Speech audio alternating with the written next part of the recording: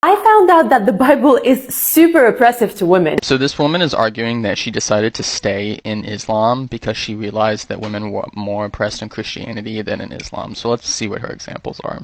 To give you some examples, the story of Adam and Eve. In Christianity, it's Eve who eats the apple first. In Islam, in the Quran, it is said that both of them ate the forbidden fruit at the same time. So already you see that Islam paints a more clean, fair image of being a woman. If Eve ate the apple first, it's not oppressive to accurately record the historical detail that Eve ate the apple first. Like describing an event in which a woman does something wrong is not oppression towards women. And another thing I learned, and I quote, in the Bible, a man is worth 50 silver coins, but a woman is only worth 30 silver coins. Okay, so let's pause here. That section from Leviticus that she just took massively out of context and gave no explanation for is about dedications of the value of a person to the temple. So the idea was in the ancient Near East and Israel, a person could dedicate themselves or dedicate, a child or something like that to service in the temple. But instead of dedicating the actual person, they could dedicate a type of monetary value in the stead of that person to help the temple. And so what that section of Leviticus is giving us is a set of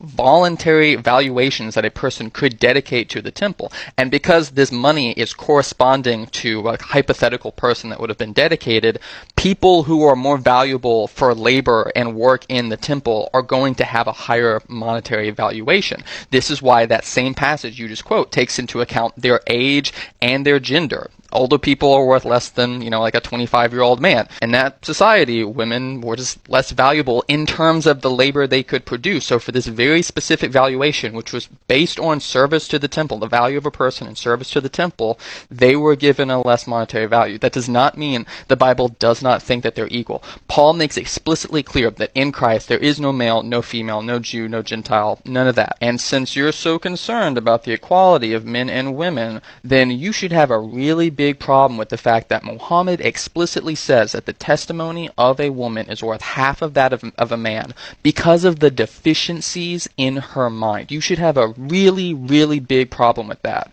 right? That Islam actually encourages us women to be educated, become independent. But in the Bible, it literally says no woman is allowed to teach nor assume authority over a man. Okay, first off, that verse you just cited, 1 Timothy, directly before the section that she quotes, it says to let women learn.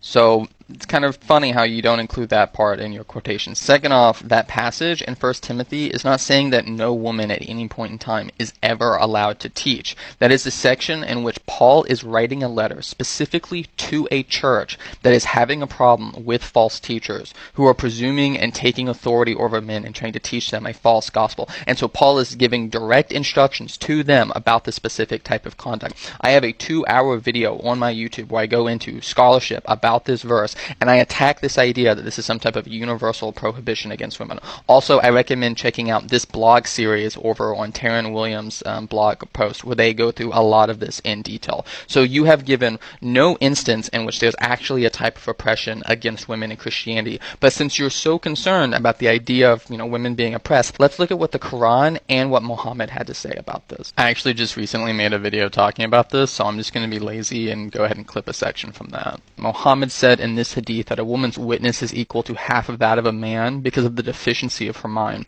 Muhammad said it's okay for the married Muslim men to rape the married pagan women that they had kidnapped. Muhammad said it's fine to have sex with prepubescent girls. Muhammad married and had sex with a 9-year-old girl. Muhammad said it's okay to beat your wives. And then this hadith has Muhammad beating his wife. Muhammad said that hell is mostly filled with women who weren't grateful to the husbands. The same husbands that were beating and raping them. Muhammad compares women to dogs and donkeys and says that they prevent men's prayers from being heard, and women are told that if they decline a sexual advance from their husband, that Allah is mad at them. Or what about this hadith that says women are fields that men can plow however they like? So go ahead and look as much as you want. You're never going to find anything in the Bible that comes close to the level of just oppressiveness and despicableness of how Muhammad talks about women in the hadith and in the Quran.